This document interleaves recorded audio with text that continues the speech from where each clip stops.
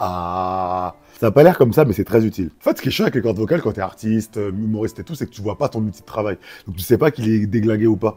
Et moi, je sentais que ma voix, elle partait en couille à gauche, à droite. Et bah, j'ai fait des radios et elle m'a montré en fait j'ai des nodules dans les cordes vocales. Donc avec ça, en fait, ça permet de les faire bouger, bouger, bouger.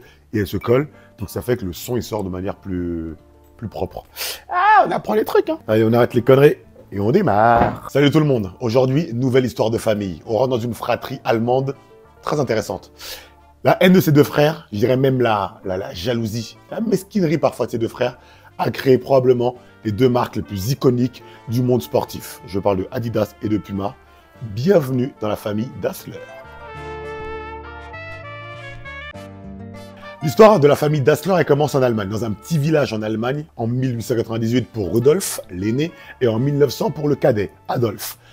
Cette époque-là, pour la famille, c'est difficile. Le père, qui est savatier, fabrique des chaussures, la mère, qui est blanchisseuse, blanchit des vêtements. À la fin de la Première Guerre mondiale, l'Allemagne est en banqueroute totale. L'image du pays est complètement dégradée. Les frères Dassler ont une idée. Sur les traces de leur père, ils reprennent l'entreprise familiale, fini les chaussures de travailleurs, passent aux chaussures sportives. Ça, c'est petite merveille de technologie. Tu peux grimper sur n'importe quel type de surface. Tu peux aller en haut, en bas, en dessous, ou tourner à gauche. En clair, tu peux défier la gravité. Faut les allumer, Morty! C'est comme ça qu'en 1924 est créée la, je vais lire parce que c'est de l'allemand, Gebrüder Dassler Schuhfabrik. Désolé pour l'accent. Leur complémentarité va marcher du tonnerre. Ils vont d'abord équiper des petits sportifs locaux, des petites équipes locales. Mais c'est en 1936 que le monde entier va entendre parler des chaussures des frères Dassler. C'est l'année des Jeux Olympiques à Berlin. Vous avez forcément des images qui vous viennent à l'esprit. Pourquoi? Parce que qui les préside? Adolf Hitler.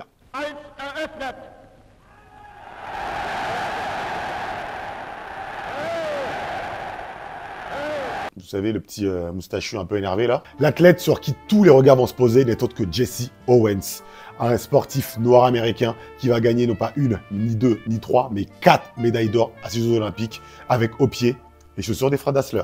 Hitler est énervé, leur nom va tourner dans le monde entier. Pourquoi il est énervé? Il crée des Jeux Olympiques, il est raciste fini, et c'est un noir qui rafle le tour en Allemagne. Il n'était pas du tout content. Et vraiment, ref, tu nous auras pas. 3 ans plus tard, la Deuxième Guerre mondiale éclate, et comme la plupart des entreprises allemandes, elles sont réquisitionnées pour participer à l'effort de guerre. Fini les chaussures, fini les crampons, les frères Dassler vont fabriquer des bombes. C'est pas marrant du tout. Après, il y en a un, il est chaud pour les aider et l'autre, il est pas... Un peu moins, mais les deux, ils sont dedans. Juste Rudolf est déter de ouf et Adolf un peu moins. Oui, c'est Rudolf qui dit qu'Adolf, il est pas assez nazi. Ah oui, il faut que je raconte ça absolument. Rudolf, il gère l'entreprise et il envoie le fils de Adolf à faire la guerre. Et quand donc l'autre, il revient de la guerre, il dit, il est où mon fils? Et il a envoyé son frère, le fils de son frère, faire la guerre. Et c'est là qu'ils ont embrouillé. J'avais dit qu'ils étaient dans le parti nazi avant. La guerre est finie. Les deux nazis ne sont pas morts. Donc, ils reprennent leurs petites activités. Sauf qu'ils se sont embrouillés entre-temps pendant la guerre. Il faut savoir que les deux étaient nazis, mais un frère, Rodolphe, était beaucoup plus nazi que l'autre. Des échelles de nazisme, je ne savais pas. Impossible pour les deux frères de reprendre la société familiale. Ils décident de créer chacun leur propre société. Adolphe, dont le nom est beaucoup moins à la mode en 1948, décide de abréger son nom et de garder que Adi. Adi Dassler devient donc Adidas. À côté, son frère Rudolf, au même moment, dans la même ville, la même année, Rudolf Dassler décide également à son tour de créer sa société de chaussures. Il cherche un nom euphonique qui marche dans n'importe quelle langue, qui est court et qui représente la force. Après de longues recherches, il tombe sur Puma. Ce sera le nom et également l'image de la marque. Donc en 1948, ce petit village-là, les deux frères ont créé une rivalité de village. Il y avait les pro Adidas et les pro Puma. Les deux familles ne se parlaient pas du tout. Et même jusqu'à aujourd'hui, les deux frères sont enterrés dans le village et ils sont enterrés à chacun des extrémités du cimetière. La rivalité des deux frères Dassler, elle a été, comment dire, assez créative. En essayant de se tirer la bourre dans les pattes pendant des années, les deux frères ont créé des choses assez mémorables. Par exemple, Adidas, en 1954, a été la première marque à créer les chaussures à crampons. Ça permet même à l'Allemagne de l'époque de gagner la Coupe du Monde.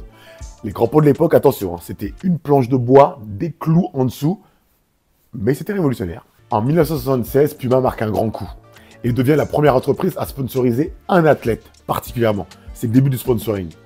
Ils ont trouvé un petit sportif brésilien qui courait assez vite et qui était très talentueux. Pelé, tout à fait. Aujourd'hui, Puma et Adidas existent toujours. Ces deux marques qui sont encore très présentes dans le sport mondial. Un petit nouveau arrivé un peu plus tard, Nike viendra un petit peu leur prendre leur place de leader. De leur vivant, les frères Adolphe et Rodolphe n'auront jamais réussi à se réconcilier.